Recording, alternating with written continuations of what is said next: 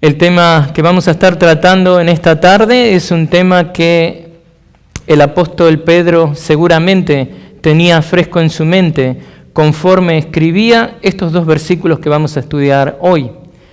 Estamos en Primera de Pedro, comenzando ya lo que es la sección principal de la carta. Y seguramente el apóstol está recordando las palabras de nuestro Señor Jesucristo cuando en Mateo 23 hace esa denuncia, fuerte denuncia en contra de los escribas y los fariseos. ¿Qué es lo que les dice el Señor? Les leo en Mateo 23.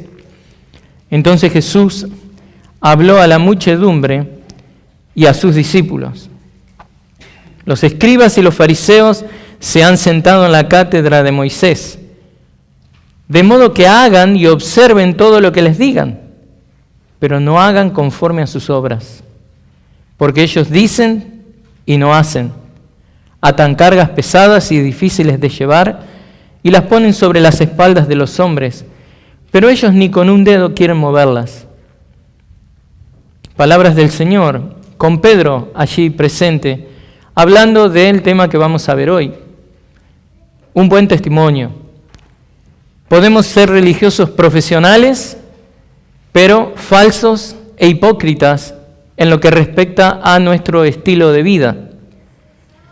Y si tenemos que resumir estos dos versículos que vamos a estudiar hoy, podemos decir que nos comunican que el Evangelio hablado es ineficaz sin el Evangelio vivido. Este pasaje también desafía a los creyentes, a cada uno de nosotros, a que nos veamos a nosotros mismos como exiliados y peregrinos y que tomemos así todas las oportunidades para compartir el Evangelio con palabras, pero también con hechos. Sobre todo en esas ocasiones cuando la luz del carácter moral de ellos, de nosotros, va a chocar con las tinieblas de esta cultura que nos rodea. Y lo que comunica el apóstol aquí es muy importante, porque ahora está, como les decía, abriendo lo que es la parte principal de la carta. Es decir, los versículos 11 y 12 del capítulo 2 comienzan el cuerpo de la epístola. Entonces, si puede ir ahí conmigo a Primera de Pedro. Estamos estudiando el capítulo 2, hoy veremos los versículos 11 y 12. ¿Y cómo comienza Pedro esta sección? Dando mandamientos bien enfáticos. Amados, les ruego como a extranjeros y peregrinos que se abstengan de las pasiones carnales que combaten contra el alma. Mantengan entre los gentiles una conducta irreprochable, a fin de que en aquello que les calumnian como malhechores, ellos, por razón de las buenas obras de ustedes, al considerarlas, glorifiquen a Dios en el día de la visitación. Vemos entonces que Pedro comienza dando un enfático mandamiento, un mandamiento negativo. ¿En qué sentido? Absténganse de las pasiones carnales. Y luego lo sigue con un enfático mandamiento positivo. Mantengan una conducta irreprochable. ¿Y por qué es que el apóstol comienza el cuerpo de la carta de esta manera, con estos dos mandamientos? Simplemente porque eso es lo que se espera de los creyentes, debido a su naturaleza de hijos de Dios. Los hijos de Dios, que tienen su verdadera morada en el cielo, mientras permanecen en esta tierra, no son más que exiliados, no son más que peregrinos en este mundo. El cristiano está de paso en esta vida, en este mundo, pero lo hace con la esperanza encendida en su pecho de que es un elegido de Dios. Y eso lo hace marchar de una manera decidida, encomiable, que glorifica a Dios, marcha con esa actitud hacia su morada celestial. Es esta nueva identidad que los lectores de la epístola tienen y disfrutan, ser exiliados, elegidos, que los pone ahora en la posición de que se espere que ellos actúen en conformidad a su nueva identidad. Pero Pedro no los deja ahí, sino que también los alienta con una motivación tremenda. ¿Cuál es? La motivación tremenda es que los acusadores de los creyentes, aquellos que los calumnian de malhechores, van a rendirse ante la evidencia de sus buenas obras, al poder observar acciones que refrendan el mensaje que ellos comunican. Y pensemos seriamente en esto. El mundo nos observa atentamente, esperando, como decimos en Argentina, que mostremos la hilacha. Ellos están esperando el error del cristiano. ¿Para qué? Para acusarlos de hipócritas. Al mundo no se lo puede engatusar, no se lo puede engañar. Ellos saben bien que el evangelio hablado es ineficaz sin el evangelio vivido. Aún ellos lo saben, porque muchos de ellos se rinden ante el poder transformador del evangelio en la vida de las personas. Que no le pase como a los 7 hijos de Esceva, a quienes el espíritu malo les respondió: a Jesús conozco y sé quién es Pablo, pero ustedes, ¿quiénes son? Que no le pase como estos falsos imitadores en Hechos 19, que terminaron huyendo desnudos y heridos y humillados. Y déjeme que le diga otra cosa. Los inconversos están, por así decirlo, cruzando los dedos, rogando encontrar el error en usted, rogando encontrar la hipocresía en su vida, rogando encontrar esa falla en el carácter, esa actitud negativa, ese fallo moral que demuestre que los cristianos son todos una mentira. ¿Usted entiende eso? ¿Usted entiende eso? El mundo observa atentamente, esperando encontrar lo que puedan usar para descalificar las palabras que el cristiano profesa. Para el mundo es vital poder demostrar que los cristianos no pueden hacer coincidir el evangelio hablado con el evangelio vivido. El mundo ruega ver eso. Ellos necesitan probar que el evangelio es ineficaz. El mundo necesita probar que el cristiano es uno más del mundo, que ama quedarse y disfrutar el pantano del mundo. Ellos no toleran la idea de que el cristiano está de paso. No. Los inconversos muchas veces y de muchas maneras le dicen al cristiano cosas como las siguientes: no, cristiano, quédate con nosotros. Disfruta este mundo, disfruta este momento. No, cristiano, lo importante es el aquí y ahora. Sigue tu corazón. Oh, cristiano, ¿acaso eres tú perfecto? Nadie es perfecto. Cuando tú me acusas con un dedo, recuerda que hay 3 dedos que te apuntan a ti.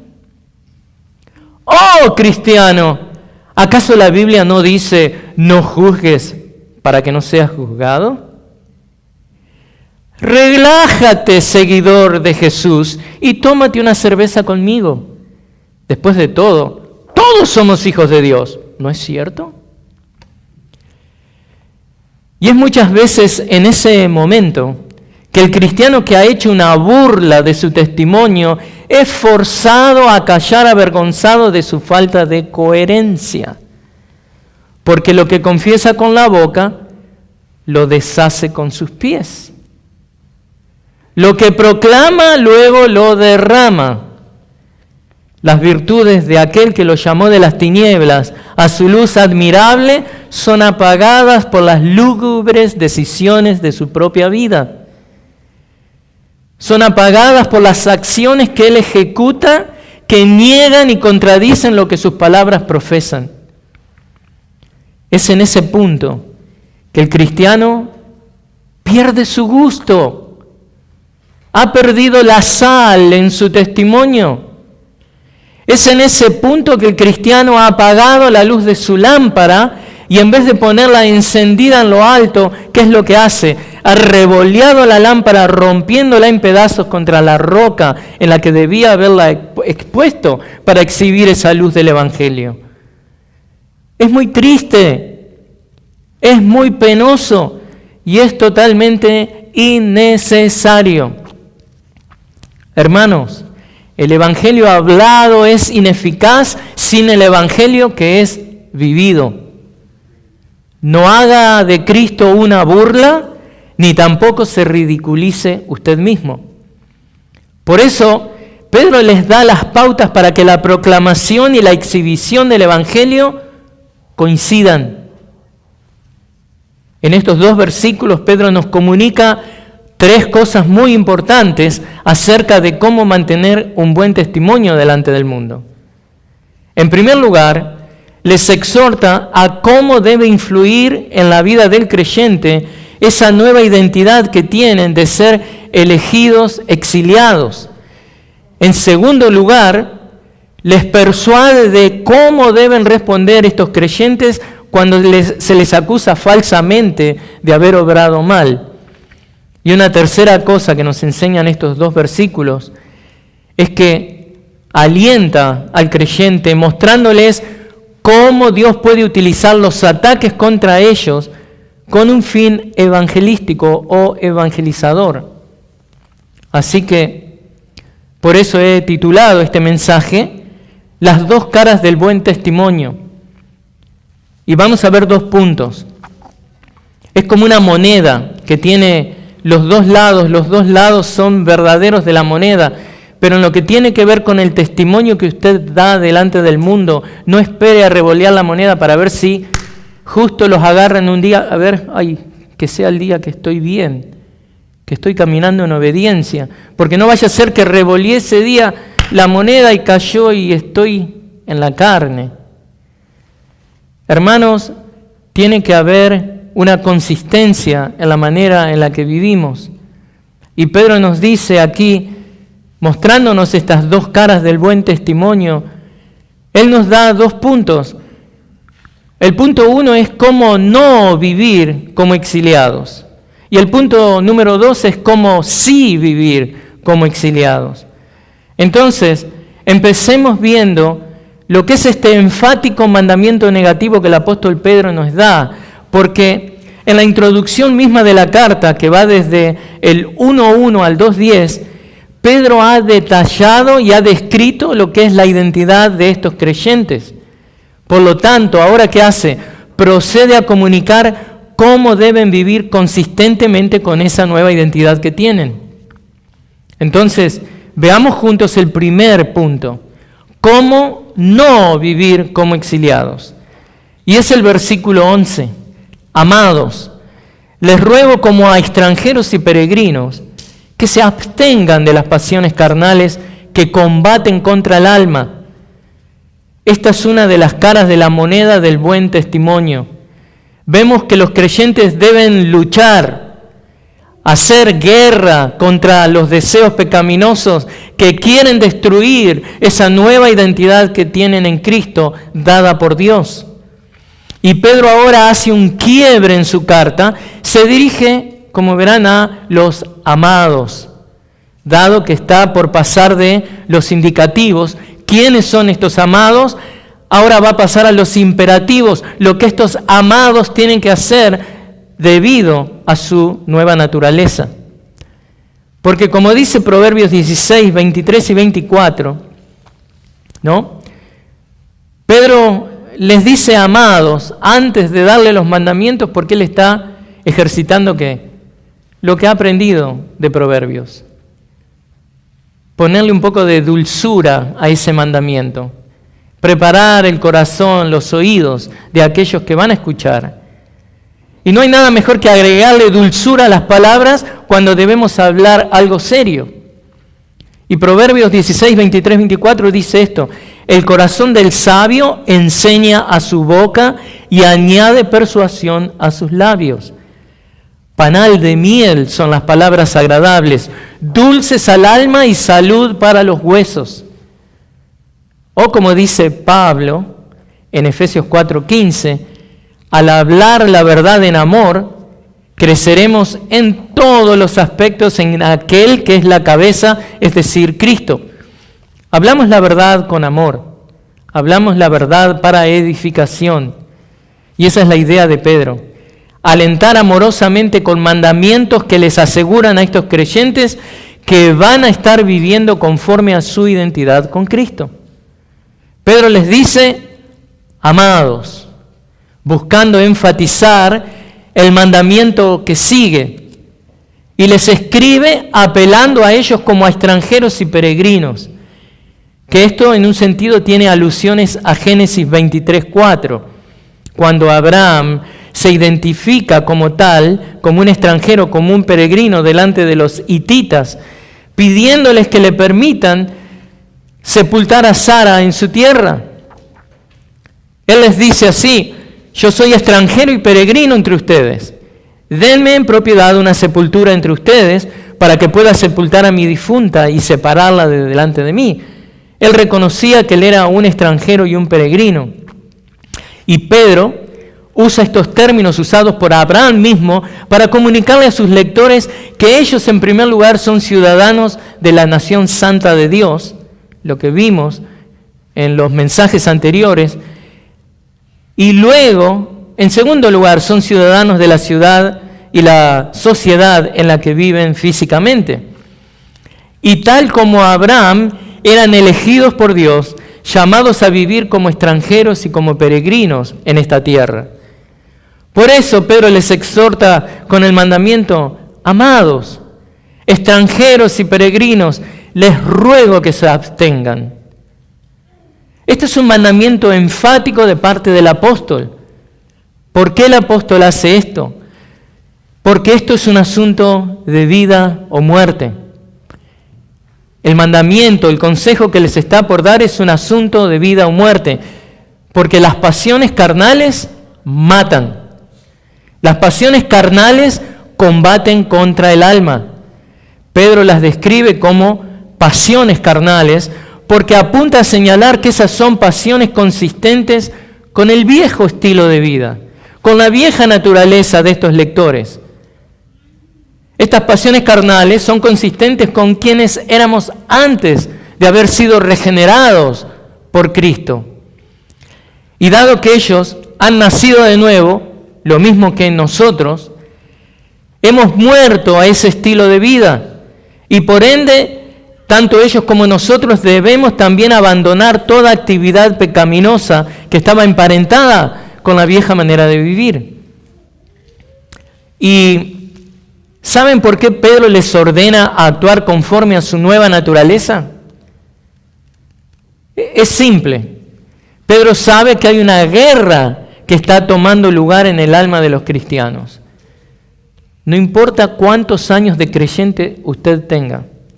Si usted es un creyente verdadero, si ha recibido la fe verdadera de parte de Dios, si ha sido regenerado por el Espíritu Santo, usted está en guerra todos los días de su vida. Una guerra que está llamado a tenerla en victoria, porque el Espíritu Santo de Dios, la tercera persona de la Trinidad, mora en usted. Pero es una guerra, y es una guerra que, como vemos en algunos pasajes de la Escritura, como en 1 Corintios, ante la desobediencia de algunos creyentes verdaderos, Dios les puede quitar la vida. Las pasiones carnales matan. Las pasiones carnales combaten contra el alma. Así que debemos vivir conforme a la nueva naturaleza. Ahora, ¿saben qué es lo que yo creo? Como les digo, que esto es algo que no importa la madurez del cristiano, siempre se está dando. Por eso, conforme predico este mensaje, también quiero alentarle a usted a que viva una vida de acuerdo a su nueva naturaleza en Cristo. Entonces déjeme que le pregunte algo. ¿Cómo reaccionaría usted si le informan que los rusos están por invadir la ciudad donde usted vive? Sea Milford, sea Esmirna, sea Milboro. ¿Cómo actuaría usted? ¿Cómo actuaría usted si le dice que debe enlistarse para defender a su país de la inminente invasión de un ejército enemigo? ¿Cómo reaccionaría usted? Usted dirá, bueno, estoy acá, ya no tengo nada que ver, pero viene el ejército americano y le dice, le pone un rifle en la mano y se tiene que preparar. I don't speak English. Toma el arma. No le toca de otra. ¿Cómo hace? ¿Qué dice? Usted lo tomaría con seriedad, ¿no es cierto? ¿Por qué? Porque es una cuestión de vida o muerte. Usted o huiría de la ciudad, o se prepararía para pelear, o prepararía, raciones alimenticias para sobrevivir. En otras palabras, no estaría actuando relajadamente, fresqueándose y riéndose de la situación, no. Nadie se toma la guerra a la ligera, y los lectores a los que Pedro les escribe tampoco deberían tomarse ese conflicto a la ligera. Esta no es una guerra física, pero es una guerra espiritual. En un sentido es aún peor, porque el campo de batalla es usted. Y el campo de batalla usted se lo lleva a donde quiere que usted va. Entonces, ¿qué debe hacer usted? Seguir el consejo bíblico y apostólico dado tanto por Pedro como por Pablo en 1 Corintios, capítulo 6, versículos 18 al 20, donde Pablo nos dice esto: huyan de la fornicación. Todos los demás pecados que un hombre comete están fuera del cuerpo, pero el fornicario peca contra su propio cuerpo. ¿O no saben que su cuerpo es templo del Espíritu Santo que está en ustedes, el cual tienen de Dios, y que ustedes no se pertenecen a sí mismos? Porque han sido comprados por un precio. Por tanto, glorifiquen a Dios en su cuerpo y en su espíritu, los cuales son de Dios. Por tanto, debemos entender cómo no vivir como exiliados. Debemos abstenernos de las pasiones carnales que combaten contra el alma. Esto es algo serio.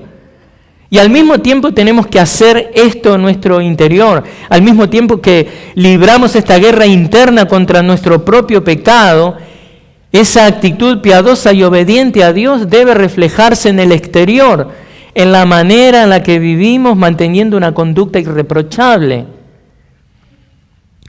Las circunstancias de la vida son como la mano que tira la moneda al aire. Las circunstancias de la vida son esa mano que tira la moneda al aire, revoleándola mientras gira, esperando a ver sobre qué lado cae. Usted nunca sabe cómo va a ser probado. Ese es el punto. Usted debe estar listo a que cuando se trata de ser probado en su fidelidad al Evangelio y a Cristo, no importa de qué lado de la moneda caiga, usted va a mostrar algo que anuncia las virtudes de aquel que le sacó de las tinieblas a su luz admirable. Y Pedro sabe que anunciar las virtudes de Dios incluye poder mostrar ese lado de abstenerse de las pasiones carnales. Usted debe mostrar el lado del mandamiento negativo de Pedro y de que usted se alinea con eso. Pero conformarse solamente con abstenerse de las pasiones carnales no es suficiente. Por eso, Pedro en el versículo 12, que vamos a ver más adelante, nos provee los mandamientos positivos. Entonces, si está ahí, versículo 12, ¿cómo debemos vivir como exiliados? Este es el punto número 2 que tenemos. ¿Cómo sí vivir como exiliados? Bueno, él dice, mantengan entre los gentiles una conducta irreprochable, a fin de que en aquello que les calumnian como malhechores, ellos, por razón de las buenas obras de ustedes, al considerarlas, glorifiquen a Dios en el día de la visitación. Y usted dirá, Primero me pide que haga guerra contra las pasiones carnales al abstenerme de ellas. Y ahora me dice que viva una vida encomiable, o sea, una vida que pueda ser alabada por mis acusadores. Para que Dios utilice mi testimonio para llevarlos a ellos al arrepentimiento, o sea, morir a mí mismo internamente y morir a mí mismo externamente. Y usted está ahí todo aburrido. Sí, eso mismo nos está pidiendo Pedro. Exactamente eso. Entonces le pregunto, ¿no le alienta eso? Pablo dijo, pues si vivimos para el Señor, y si morimos para el Señor, morimos. Por tanto, ya sea que vivamos o que muramos del Señor, somos. Romanos 14:8. Porque Él nos rescató de las tinieblas a su luz admirable, a fin de que anunciemos sus virtudes, lo que vimos en 1 Pedro 2:9, la parte final. Así que, hermanos, Dios nos salva para santificarnos. Dios nos salva para santificarnos, para que seamos testimonios vivos de su gloria. Y eso es algo que, tristemente, se ha perdido de vista en muchas iglesias, porque todo lo que se hace es centrado alrededor del hombre, alrededor de las necesidades del hombre, alrededor de lo que el hombre piensa de Dios, lo que el hombre quiere para sí mismo, lo que el hombre sirve, lo que el hombre puede, lo que el hombre... Y no es nada acerca de Dios. Este Dios soberano que decretó todas las cosas es quien llama a sus elegidos, es quien les provee la salvación es de Dios, dijo Jonás, es quien les provee la fe verdadera para creer, es quien proveyó a su Hijo Jesucristo, que fue a la cruz, luego de haber vivido una vida perfecta, a morir por estos elegidos. Y este Cristo que resucita, que declara con su resurrección que la obra es completa, perfecta, es lo que asegura que esos creyentes un día van a ser resucitados también. Pero no solamente eso, es este Cristo el que está a la diestra del Padre intercediendo para que estos creyentes perseveren cada día. Y es el Espíritu Santo dado por Dios que mora en esos creyentes, que hace que estos creyentes perseveren cada día. Es todo acerca de Dios. Dios nos salvó para que le glorifiquemos a Él. Dios no nos salvó para simplemente salvarnos del infierno, pero vivir esta vida, lo que queda en esta vida como exiliados, para que la vivamos para el diablo, para que deshonremos a Dios. Dios nos salva para glorificarse a sí mismo en nuestras vidas a través de nuestra santificación. Hermanos, Dios nos salva para santificarnos. Por eso es que Pedro nos muestra estas dos caras de la misma moneda. De un lado nos dice qué evitar y ahora nos dice qué es lo que debemos buscar activamente. Esto no va a venir a nosotros. Esto debemos buscarlo activamente. Estas cosas positivas no van a venir a nosotros automáticamente. Y eso es parte de la lucha. El ejército le dio ahora el arma, pero el arma no se dispara sola. Usted luchó primero para contrarrestar el ataque del enemigo y ahora lucha para asegurarse que el enemigo no vuelva. Este es el principio bíblico que enseña el apóstol Pablo de despojarse y vestirse. ¿Dónde enseña eso? Nos despojamos de las cosas malas, nos abstenemos de estas pasiones carnales, pero ahora tenemos que vestirnos de las cosas nuevas de nuestra nueva naturaleza en Cristo. Efesios 4, 22 al 24, Pablo lo dice de esta manera, que en cuanto a la manera anterior de vivir, ustedes se despojen del viejo hombre, que se corrompe según los deseos engañosos, y que sean renovados en el espíritu de su mente, y se vistan del nuevo hombre, el cual en la semejanza de Dios ha sido creado en la justicia y santidad de la verdad. Veamos cómo funciona este principio de despojarse y vestirse. Veamos un poquito cómo funciona. El versículo 25 de ahí, Efesios 4, dice, por tanto, dejando a un lado la falsedad, hablen verdad cada cual con su prójimo. O sea, ¿de qué me despojo? Dejo a un lado la falsedad, dejo a un lado la mentira, ¿y qué hago? ¿Me quedo ahí? No, empiezo a hablar la verdad. Me revisto de la verdad. O en el versículo 28 dice, el que roba, no robe más, sino más bien que trabaje, haciendo con sus manos lo que es bueno, a fin de que tenga que compartir con el que tiene necesidad. Entonces, despójense del viejo hábito del hurto, despójense de robarle a los demás y ahora no se queden ahí. No, vístanse con el nuevo hábito de trabajar, no solamente para tener para ustedes, sino para compartir con los demás. Hermanos, hay gente necesitada en nuestra congregación. No me canso de decirle a algunos hermanos que despilfarran su dinero.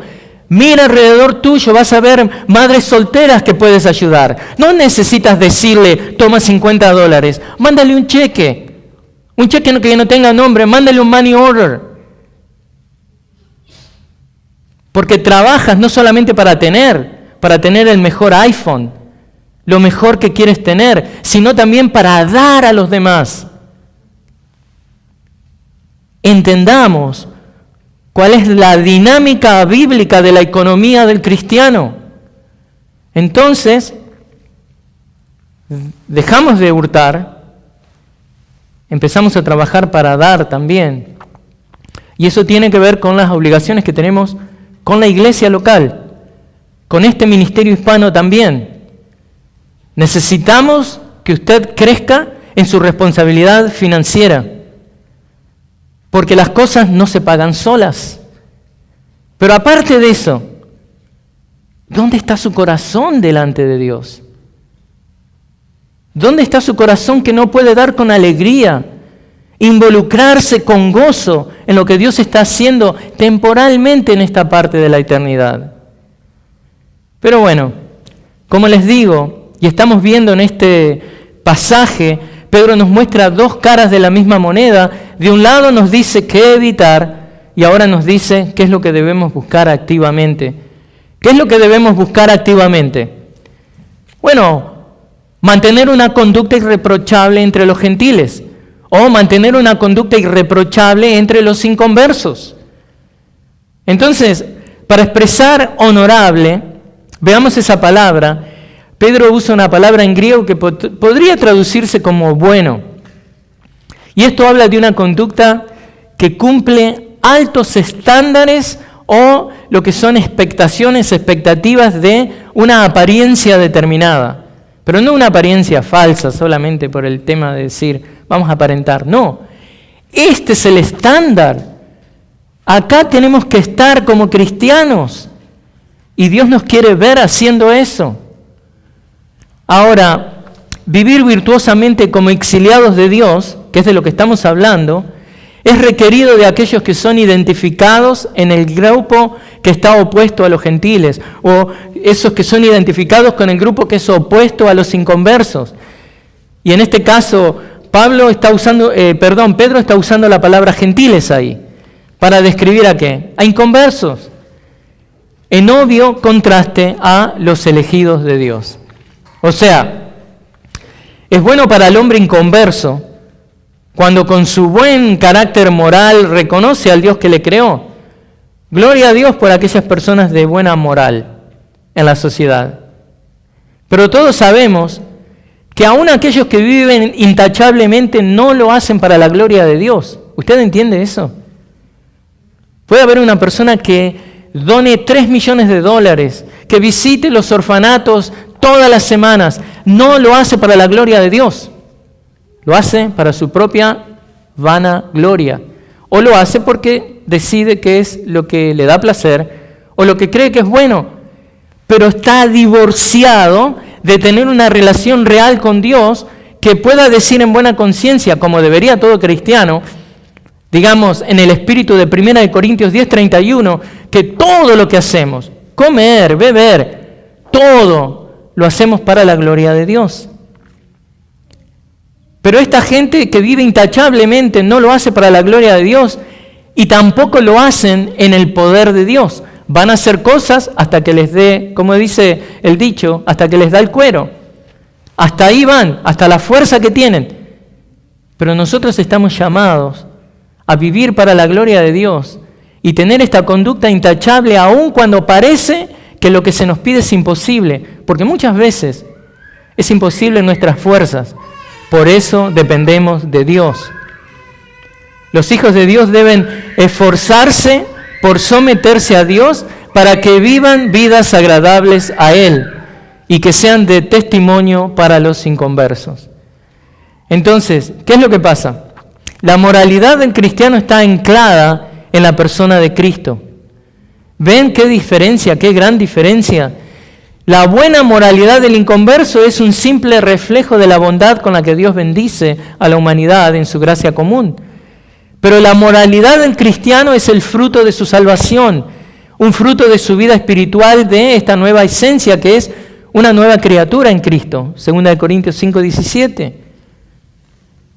La buena moralidad del inconverso está basada en sus propios esfuerzos personales que nunca le podrán justificar delante de Dios. Piense qué triste eso.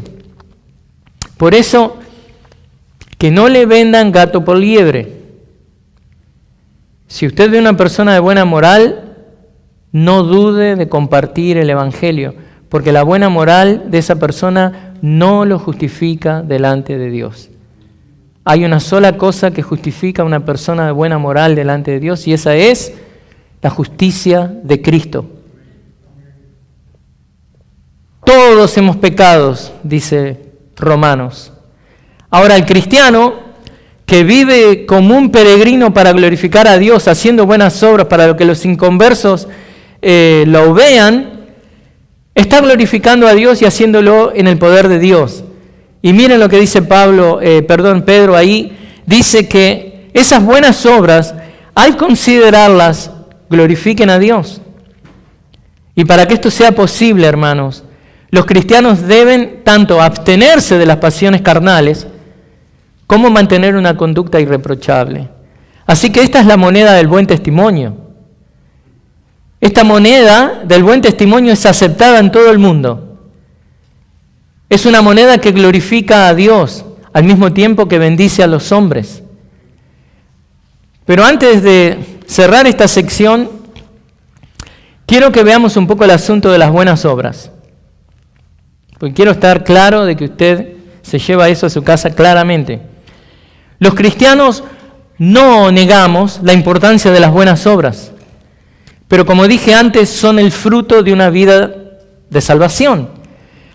Ahora, leía un artículo de la Iglesia Católica que ahora trata de negar la posición oficial de la Iglesia por muchos siglos con respecto a que ellos requieren obras junto con la fe para aspirar a la salvación. Aspirar a la salvación. La enseñanza de la Iglesia Católica Romana se opone rotundamente a pasajes tales como Romanos 3:28, Gálatas 2:16, Tito 3, del 4 al 5. La Biblia claramente nos enseña en Romanos 3:28, ¿qué dice? Porque concluimos que el hombre es justificado por la fe, aparte de las obras de la ley. Por la fe, no es por obras. Pero ellos, en lugar de la salvación por gracia mediante la fe, predican un falso evangelio de obras. Mientras que la Biblia, en Gálatas 2:16, dice esto, miren, sin embargo, sabiendo que el hombre no es justificado por las obras de la ley, sino mediante la fe en Cristo Jesús, también nosotros hemos creído en Cristo Jesús, para que seamos justificados por la fe en Cristo y no por las obras de la ley, puesto que por las obras de la ley nadie será justificado. La Iglesia Católica enseña lo que el Concilio de Trento reafirmó en el siglo XVI respecto a cómo Dios justifica al pecador. Ese es el gran problema ahí, que ellos ven que Dios justifica al pecador no solamente con fe, sino con obras. ¿Qué ha hecho el pecador para ganar el favor de Dios? Algo completamente antibíblico. El Concilio de Trento que afirmó estas creencias católicas falsas, dice lo siguiente: así pues, a los que obran bien hasta el fin y confían en Dios, se les ofrecerá la vida eterna. Todo lo contrario a lo que la palabra de Dios dice. A la vez, continúan, como una gracia misericordiosamente prometida a los hijos de Dios por medio de Cristo Jesús, y como una recompensa prometida por Dios mismo, que se dará fiel a sus buenas obras y méritos. Buenas obras y méritos. Entonces, este artículo que leí es completamente engañoso. Están tratando ahora de engañar a la gente de una manera nueva. En otras palabras, la salvación en el sistema católico es algo que se gana por esas mismas obras que se han hecho en Dios, dicen ellos. Satisfecho plenamente la ley divina de acuerdo con el estado de esta vida y haber merecido verdaderamente la vida eterna. Haber merecido. Hermanos, lo único que merecíamos era el infierno eterno. Y a no ser que Dios, en su misericordia infinita, en su gracia infinita, nos hubiera llamado, porque esa es otra cosa, y no nos llamó, como dicen algunos arminianos, que Él miró desde el corredor del tiempo y dijo, oh, Rubén, Él va a hacer buenas obras, entonces lo elijo. No, la elección de Dios es una elección que Él hace en forma totalmente soberana. Dios eligió a unos pocos de todos los que merecidamente merecían ¿qué? Condenación eterna. Y es eso que, como dice Romanos 8, 28, 29, lo que luego Dios que eligió, Dios llama, Dios salva, Dios santifica, Dios glorifica. Por eso, hermanos, es todo acerca de Dios. Y lo que el Concilio de Trento enseñó, contradice abiertamente también lo que la Biblia enseña en Tito, capítulo 3, versículos 4 y 5. Les leo. Tito dice, Pablo, escribiéndole a Tito, dice, pero cuando se manifestó la bondad de Dios nuestro Salvador y su amor hacia la humanidad, ¿qué pasó, Pablo? Queremos saber. Él nos salvó, no por las obras de justicia que nosotros hubiéramos hecho, sino conforme a su misericordia, por medio del lavamiento de la regeneración y la renovación por el Espíritu Santo.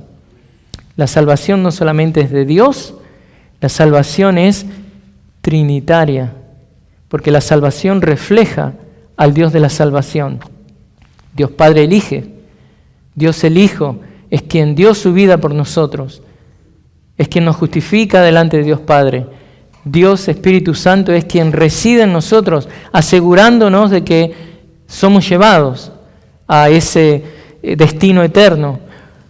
Por eso, hermanos y amigos, cuando hablamos de buenas obras, como lo hace Pedro en este pasaje que estamos estudiando, no hacemos buenas obras para ganar el favor de Dios. ¿Usted entiende eso? Y lo quiero quiero decirlo bien claramente. Le pido que esta semana que viene haga la mayor cantidad de buenas obras que usted pueda. Por favor, ayude a la vecina que no puede caminar y necesita ayuda con las bolsas del mercado. Ayude a aquel que le falta dinero para llegar a fin de mes. Ayude a aquel que tiene un niño que se porta mal y necesita ayuda con él. Ayude, haga buenas obras. ¿Para salvarse? No, Señor. Sino para agradecerle a Dios, para glorificar a Dios a través de esas obras. Usted no lo hace para ganar el favor de Dios. ¿Quién ganó el favor de Dios por nosotros? Cristo, Jesús, en la cruz del Calvario, dejando su propia vida. Tampoco hacemos buenas obras para que Dios nos provea de su gracia y nos salve. Eso es algo que el Señor lo ha hecho. Los cristianos, aquellos que hemos sido llamados de las tinieblas a la luz admirable de Dios, hacemos buenas obras para anunciar las virtudes de aquel que nos regalara tan grande salvación. Y esto lo hacemos aun cuando el mundo nos odie, porque exponemos su maldad al iluminar sus tinieblas con la luz del Evangelio que irradia de nuestras vidas.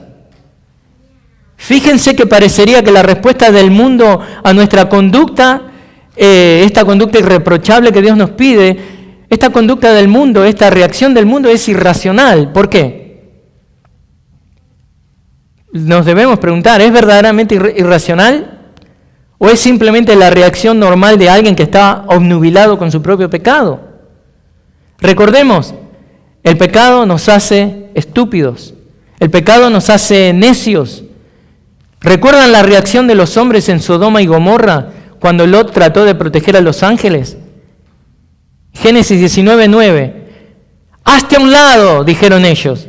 Y dijeron además, «Este ha venido como extranjero y ya está actuando como juez. Ahora te trataremos a ti peor que a ellos». Se lanzaron contra Lot y estaban a punto de romper la puerta. Irracionalidad total, odio total. ¿Por qué? Porque quedan en evidencia. El mundo odia cuando el cristiano expone la oscuridad del pecado de ellos al iluminar la luz del Evangelio. Usted va a hacer enemigos en el mundo por iluminar con la luz del Evangelio. Pero ese es su deber. Ese es su honor. Pero hermanos, también debemos reconocer que a veces nosotros mismos nos buscamos los problemas innecesariamente. Prediquemos el Evangelio sin tener una predisposición negativa hacia ningún grupo en particular. Todas las personas necesitan el Evangelio. ¿Por qué? Porque todos han pecado. No son solo ahora, ¿no?, los del arco iris, ¿no? Siempre, ahora, últimamente, es como que es el único pecado ahora. No, tanto el homosexual como el heterosexual necesitan a Cristo. Tanto el ladrón como el policía necesitan a Cristo. Por eso, como dice un viejo dicho de abuelas, haz el bien sin mirar a quién. No, prediquen el Evangelio sin mirar a quién. Como dice el Señor en el Sermón del Monte, Mateo 5:14 y 5:16, ustedes son la luz del mundo. Una ciudad situada sobre un monte no se puede ocultar. Así brille la luz de ustedes delante de los hombres, para que vean sus buenas acciones y glorifiquen a su Padre que está en los cielos. ¿Qué queda de hacer entonces? Debemos entender que ese es nuestro mandato, esa es nuestra misión, ese es nuestro ministerio. Aunque el mundo se resista a nuestra bondad, por favor, déjame hacerte el bien. Porque recordemos que lo mismo que pasó con Cristo va a suceder con nosotros. ¿Recuerdan, no? ¿Qué pasó con Cristo? Cristo vino al mundo, el creador del mundo, vino al mundo y fue rechazado. Juan 3:19 nos dice, y este es el juicio, que la luz vino al mundo y los hombres amaron más las tinieblas que la luz, pues sus acciones eran malas. El Hijo de Dios vino a este mundo, vivió una vida perfecta, sanó enfermos, cuidó al afligido, resucitó muertos, alimentó a miles, enseñó a miles, pero fue rechazado y fue crucificado. ¿Por qué entonces debemos nosotros esperar a que el mundo nos trate distinto? El Señor nos advirtió de esto. Juan 15:18, el Señor nos dice, si el mundo los odia, sepan que me ha odiado a mí antes que a ustedes. En otras palabras, los creyentes con su conducta irreprochable y su abstención del pecado van a revelar la pecaminosidad de los que los rodean. En un sentido nos convertimos en esa, no sé si le ha pasado cuando hay un lugar oscuro y usted tiene una linterna en su mano y alumbra la suciedad oculta en la sombra. Eso termina siendo el cristiano. Y es por eso que somos odiados y falsamente acusados por el mundo. Ahora, lo lindo de esto, que Pedro espera que estas acusaciones que vamos a recibir, en primer lugar que sean acusaciones infundadas, que no sean ciertas. Y luego él espera también que estas acusaciones sean una ocasión evangelística, que Dios la use para evangelizar. El apóstol Pablo lo dice de esta manera, que debemos combatir el mal haciendo el bien. Él lo dice en Romanos 12:21, escuchen esto. No seas vencido por el mal, sino vence el mal con el bien. Así que, ¿qué es lo que estamos aprendiendo? de estos versículos 11 y 12, que las dos caras del buen testimonio son importantes. Cómo no vivir como exiliados y cómo sí vivir como exiliados. Porque Dios va a usar las circunstancias adversas en las que el mundo nos pone debido a nuestro buen testimonio, convirtiéndolo en una oportunidad evangelística que glorifique a Dios y anuncie las virtudes de Dios. Ese fue el caso de Pablo en su encarcelamiento. Imagínense, ¿no? Si ahora viene, no sé, alguna autoridad que dice ya no se puede predicar el evangelio y nos mete presos, algunos de nosotros. Ese fue el caso de Pablo. Pero miren lo que él dice. En Filipenses 1, 12 y 13. Dice, quiero que sepan, hermanos, que las circunstancias en que me he visto han redundado en un mayor progreso del evangelio. De tal manera que mis prisiones por la causa de Cristo se han hecho notorias en toda la guardia pretoriana y a todos los demás. O sea, una aparente maldad, no solamente aparente, real, pero él no lo tomaba de esa manera. Él lo veía como una oportunidad para poder bendecir al inconverso con el Evangelio de Cristo. Y es esto mismo que Pedro le pide que hagan a estos creyentes de Asia Menor, que aunque las cosas se compliquen, que aunque las circunstancias sean contrarias a ellos mantengan la actitud de seguir haciendo lo bueno para la gloria de Dios. Pedro les pide esto a los mismos creyentes, ¿no? ¿Qué les dice? Mantengan entre los gentiles una conducta irreprochable, a fin de que en aquello que les calumnian como malhechores, ellos, por razón de las buenas obras de ustedes, al considerarlas, glorifiquen a Dios en el día de la visitación. Y entonces, por último, nos queda preguntarnos, ¿qué es el día de la visitación de la que habla el apóstol Pedro? Bueno, una posición doctrinal, teológica, ve esto como visitación para condenación y se refiere específicamente al tiempo final.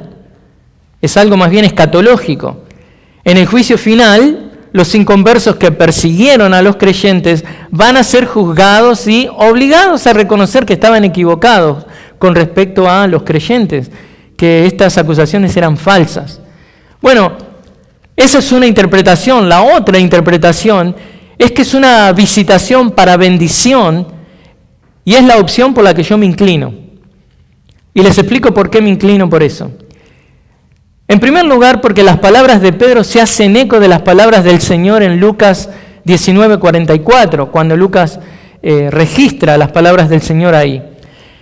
Y ese tiempo de visitación del cual habla el Señor fue la venida de Dios en la encarnación de Cristo, una bendición. O sea, Pedro evidentemente está pensando nuevamente con el trasfondo de lo que escribió, de lo que Lucas escribió, pero también está yéndose como hizo en la sección anterior que estudiamos. Él está pensando con el trasfondo del libro de Isaías, donde ve a Cristo viniendo en gloria, que es lo que Lucas también habla. Él viene en gloria listo para juzgar al mundo. Así que el día de la visitación debe entenderse probablemente como una referencia al justo juicio final, por el que Pedro espera que los incrédulos que hayan observado las buenas obras de los cristianos, estos cristianos que ellos mismos han calumniado, ahora en ese tiempo final hayan llegado a la fe en Cristo. O sea, Pedro lo está presentando de una manera positiva, así como es positiva la venida de Cristo a salvar al pecador. Pedro está mirando que este día de la visitación va a ser en los tiempos finales y que debido a esta, fuerte actitud de los creyentes de no doblarse ante el mundo y de mantener este testimonio pulcro delante de Dios, van a pasar de ser acusados por el mundo a ser entendidos por el mundo. Y Dios usar ese testimonio para salvar a los que en ese momento acusaban y criticaban a los cristianos. Pero hay otra razón también por la que me inclino a creer que estos inconversos burlones van a alcanzar la salvación al final. Es por la referencia que Pedro hace en el 3:1, si usted quiere ir ahí. Escuchen esto. Él está hablando a las mujeres. Dice, así mismo ustedes, mujeres, estén sujetas a sus maridos, de modo que si algunos de ellos son desobedientes a la palabra, puedan ser ganados sin palabra alguna por la conducta de sus mujeres. O sea, estos maridos inconversos van a ser ganados por el ejemplo y la conducta irreprochable de sus esposas. O sea, lo mismo que los cristianos pueden hacer con su ejemplo y su conducta irreprochable. Con eso, ser un instrumento de Dios para salvar a aquellos que se burlan. Entonces, concluyamos con esto. ¿Qué aprendemos de esto? Que las dos caras de la moneda del buen testimonio son una realidad que avanza la causa de Cristo. Esto es una moneda legítima, que de un lado tiene que ver, ¿no?, las cosas que usted hace para escaparle a esas pasiones carnales. Y por el otro lado, cuando cae, ven las virtudes de lo que Dios está trabajando en su vida. En una cara de la moneda vemos los mandamientos negativos que debemos cumplir, abstenernos de las pasiones carnales, y la otra cara de la moneda del buen testimonio es la de los mandamientos positivos, mantener una conducta irreprochable. Una cara de la moneda trata con nuestras luchas internas y la otra con nuestras luchas externas. Ahora, sabiendo esto, ¿qué pecado debe confesar usted hoy delante de Dios para poder vivir de acuerdo a la voluntad divina? Entonces le pregunto más, ¿está fallando en la parte interna de abstenerse de las pasiones carnales? ¿O está fallando en la parte externa de que no está manteniendo una conducta irreprochable delante del mundo? Pero sea en lo que sea que está fallando, solo recuerde que el Evangelio de Cristo verdaderamente el Evangelio de Cristo tiene el poder transformador. Es lo que Pablo habla en Romanos 1:16. El Evangelio de Cristo verdaderamente tiene el poder de transformar su vida. Por eso en esta tarde me uno al apóstol Pedro para apelar a que usted reconsidere su caminar, basándose en su identidad con Cristo. Y espero, es mi deseo, es mi oración, que al ver visto las dos caras de un buen testimonio, ahora le queden claro en cuál debe trabajar y en cuál debe mejorar. Así que oremos juntos. Señor, gracias por tu palabra, ayúdanos a trabajar en esa área de matar nuestras pasiones carnales. Ayúdanos, Señor, a vivir una vida sin pecado, una vida que mortifica el pecado. Ayúdanos, Señor, también a mostrar las virtudes de nuestra nueva naturaleza en Cristo. Gracias, Padre. Te damos gracias pidiéndote tu ayuda, tu asistencia, para tu gloria y para el beneficio del mundo que nos rodea y nos mira. Amén.